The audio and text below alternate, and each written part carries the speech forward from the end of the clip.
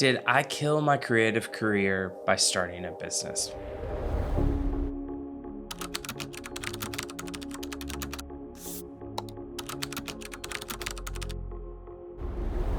Okay, before we kind of answer that question, let's talk about why, as a director, I started a post-production company.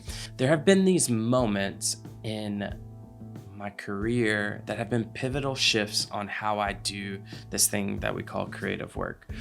I remember in college, I always dreamed about how to be this narrative powerhouse like Christopher Nolan when it came to directing it. You want to know how I got these scars? And I had to create short films. And so I did the typical old student thing. I thought I could make a feature-length movie over spring break, which honestly became a really, really horrible short film.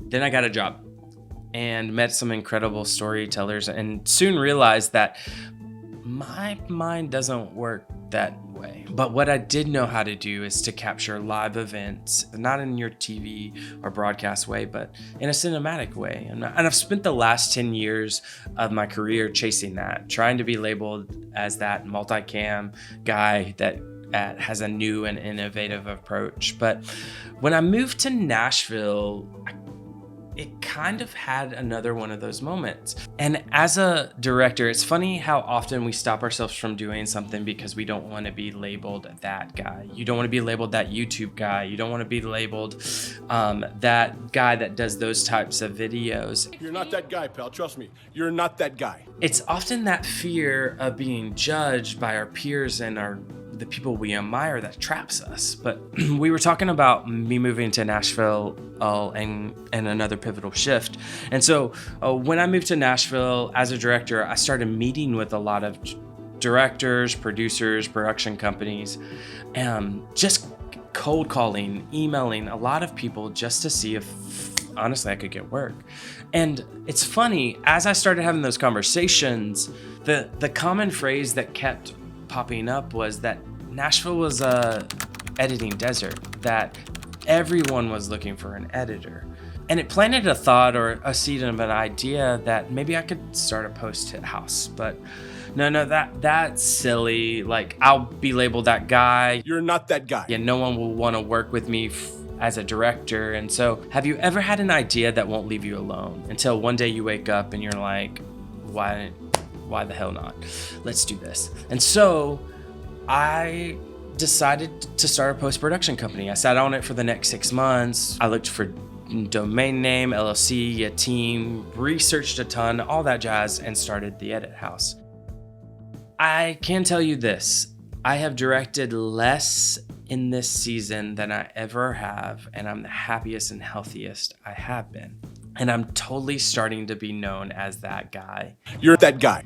That guy that started a post-production house. And to be honest, it's taken a little bit, but I'm okay with that. Okay, so why am I here on video talking to you about why I started a post-production company?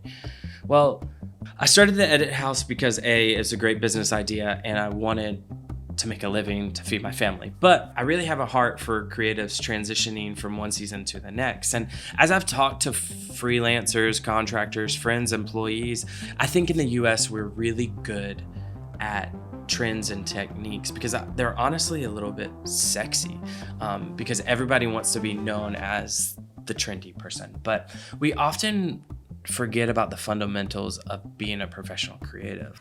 Behold, the Swanson Pyramid of Greatness. Like how to write a scope of work. Crying, acceptable at funerals and the Grand Canyon. Or how to do a budget. Capitalism, God's way of determining who is smart and who is poor.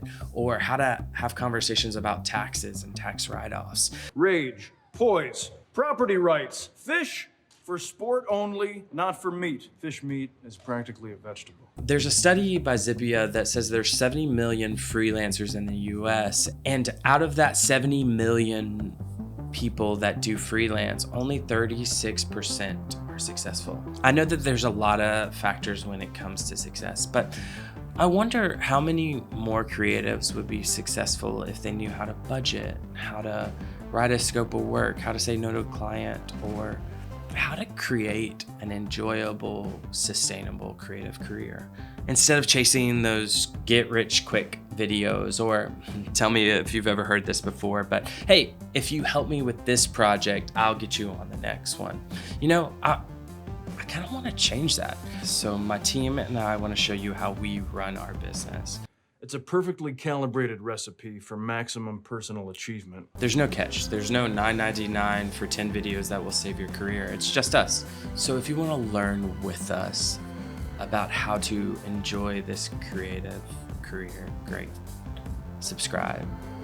We're no experts. We're no heroes. We're just a group of quirky individuals that believe maybe we can encourage you to the next breakthrough, to the next great shift in your creative career.